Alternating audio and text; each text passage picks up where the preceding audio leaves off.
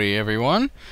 I just want to go over a few tips and tricks for alchemy. Some of the people that I've talked to have they've been wanting to get into this, and I know that lots of people should know by now, and there's tons of information on the internet, but sometimes a video helps. Lots of people have been wanting to get into that, but they really don't know how to get started. And I haven't made every possible combination. I haven't really done a whole lot single player besides my healthful potion for spawning, for my XP farm rather, so I can help clear that, which I'll show you at the end of this video. But first off, you're going to want to go to a nether fortress in the nether, and obviously, and find some nether wart. And you want to go ahead and harvest that, just like you would anything else. And you can set up your farm any way you want. You can do it manually, you can do it automatically like I have it here. Flip of a switch, and then everything ends up on the ground, you replant. You need to make this alchemy set here, which I don't remember how you do that, and you also need a cauldron. There are recipes online to do that. Let me see if I can pull it up real quick. Just to kind of show you. And I guess it's not really alchemy, it's more brewing, and that's what they call it here on the wiki. So this right here is a brewing stand, and in order to make that, you need 3 cobble in a row and a blaze rod. So you'll need, you'll need 3 cobble here, and pretend that's a blaze rod, and that would give you a brewing stand. And so that's what that is. I've just put that there on a nether brick. Another thing you need is a cauldron, which is iron, I believe. Kind of not really in the shape of a minecart. I think it's in a complete. It's not just in the small U. It's really kind of encircling the whole thing. So you take iron and you do like that. Minus that. Yes, and that'll give you a cauldron. Ooh. Okay. And so that's what that is. And you fill that up with buckets of water just like you normally would. But in order to make potions, what you need to start with is glass bottles filled with water. So how do you do that? Let's go to the crafting bench. Let's go ahead and grab our glass. I've got some glass in here. And you just go boom, boom, boom, like you would for a pot, or for, what else is that? A bucket. Okay, just like you would for a bucket. And so that gives us 3 glass bottles, and a full cauldron should fill up 3 glass bottles. So you go up to it, right click, there's one, right click, there's another, right click, there you go. Now every potion has to start, and this is where the nether wart comes in handy. Every potion has to start with nether wart. But the great thing is, to fill up these 3 bottles, to get them with awkward potion, you just need 1. So you right click on your brewing stand, go ahead and put in your water. Alright, and it'll even show them on the stands out here. You take your nether wart, and it will begin to brew, and that's going to become awkward potion. Now that's the base for any potion you want to go ahead and create. The one that I'd like to create is a potion of healing. So how do you do that? Well, you're simply going to add a glistering melon. What is that? Okay, let me go ahead and refill my cauldron. I don't need it, but I'll need it later. You'll refill that. Alright. So a glistering melon is a gold nugget, which you get from either killing pigmen or putting gold nugget in a crafting window, or a gold bar, or gold ingot in your crafting window, and that'll give you a gold nugget.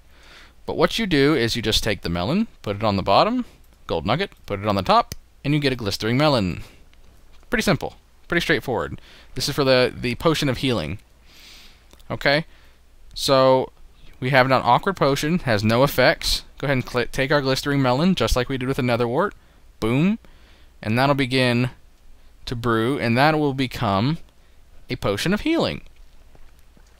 Now, that's good. You can drink it, and you can get healed.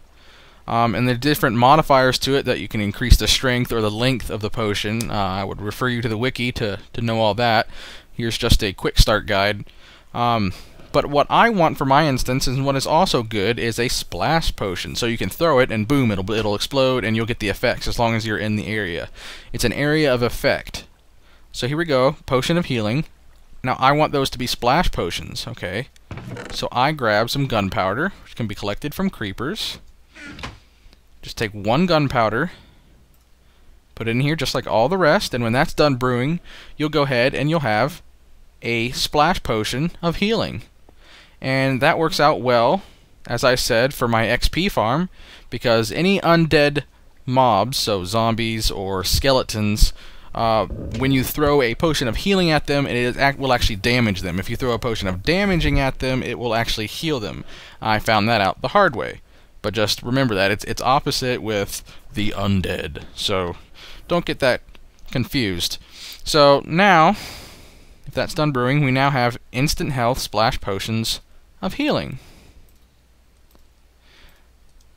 Ta-da!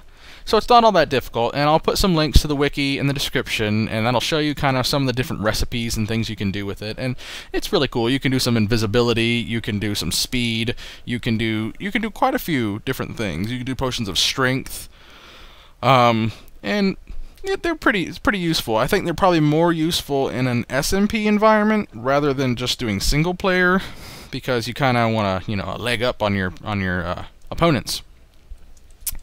But you can also do like fire resist, so you can actually walk through lava, so that could be fairly useful in single player as well.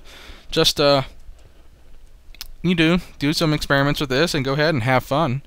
Now let's go to the XP farm and I'll show you how it's done, how I use it. Okay, now that you know how to go ahead and make this health potion, this splash potion of healing, I will show you how effective it is compared to just hitting them, to trying to one-hit them. It's a whole lot more effective, and especially if you got time to sit here, collect it, it'll go a lot quicker too. So stay tuned and watch. I've closed the hatch, or the flue. I look down because I get more FPS when I do that. It's crushed all the way down to 1 heart. I throw my splash potion. Bam! They all dead. And I just sit here and soak up the XP. I can run around the room. But as you can see, I'm pretty much set. And we'll see how many levels I get about. That was around 200 entities, 200 to 300. I think it said 280, so maybe it was really... Oh, it looks like I got 1 or 2... Oh, I can't even see. Left in there. Oh, there goes 1. I don't know how he didn't die, but... Let's see, am I going to get up to a full 30 levels? So that was maybe about 20 minutes, 30 minutes of me sitting AFK. Not too bad. 28, 29, so close. I think I'll be just fine. Yeah, I'll be fine. The only problem that I'm running into doing when I do this is... Well, one, look at all the bows I have on me. And look at this. Just tons and tons of junk.